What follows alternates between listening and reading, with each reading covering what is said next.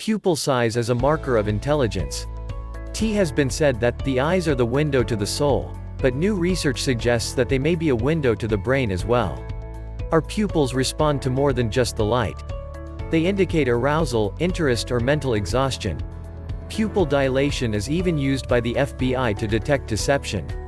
Now, work conducted in our laboratory at the Georgia Institute of Technology suggests that baseline pupil size is closely related to individual differences in intelligence. The larger the pupils, the higher the intelligence, as measured by tests of reasoning, attention, and memory. In fact, across 3 studies, we found that the difference in baseline pupil size between people who scored the highest on the cognitive tests and those who scored the lowest was large enough to be detected by the unaided eye. We first uncovered this surprising relationship while studying differences in the amount of mental effort people used to complete memory tasks. We used pupil dilations as an indicator of effort, a technique psychologist Daniel Kahneman popularized in the 1960s and 1970s. When we discovered a relationship between baseline pupil size and intelligence, we weren't sure if it was real or what it meant. Intrigued, we conducted several large-scale studies in which we recruited more than 500 people aged 18 to 35 from the Atlanta community. We measured participants' pupil size using an eye tracker, a device that captures the reflection of light off the pupil and cornea using a high-powered camera and computer. We measured participants' pupils at rest while they stared at a blank computer screen for up to 4 minutes. All the while, the eye tracker was recording. Using the tracker, we then calculated each participant's average pupil size. To be clear, pupil size refers to the diameter of the black circular aperture in the center of the eye. It can range from around 2 to 8 millimeters. The pupil is surrounded by the colorful area known as the iris, which is responsible for controlling the size of the pupil. Pupils constrict in response to bright light, among other things, so we kept the laboratory dim for all participants.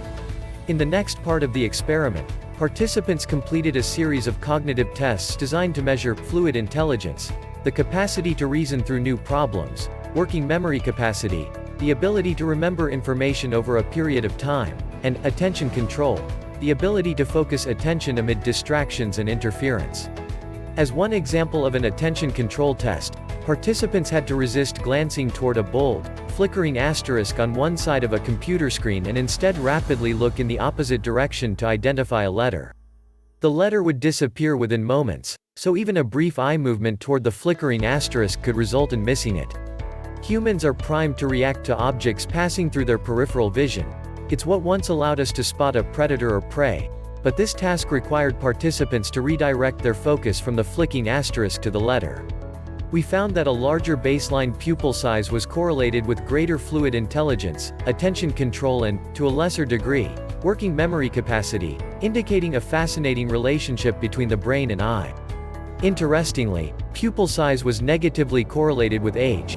Older participants tended to have smaller, more constricted, pupils. Once standardized for age, however, the relationship between pupil size and cognitive ability remained.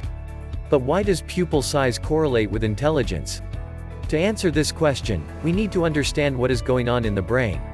Pupil size is related to activity in the locus ceruleus, a nucleus situated in the upper brainstem with far-reaching neural connections to the rest of the brain.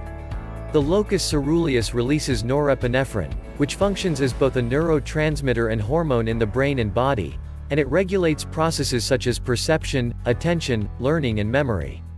It also helps maintain a healthy organization of brain activity so that distant brain regions can work together to accomplish challenging tasks and goals. Dysfunction of the locus ceruleus, and the resulting breakdown of organized brain activity, has been related to several conditions, including Alzheimer's disease and attention deficit hyperactivity disorder. In fact, this organization of activity is so important that the brain devotes most of its energy to maintain it, even when we are not doing anything at all, such as when we stare at a blank computer screen for minutes on end. One hypothesis is that people who have larger pupils at rest have greater regulation of activity by the locus ceruleus, which benefits cognitive performance and resting state brain function. Additional research is needed to explore this possibility and determine why larger pupils are associated with higher fluid intelligence and attention control. But it's clear that there is more happening than meets the eye.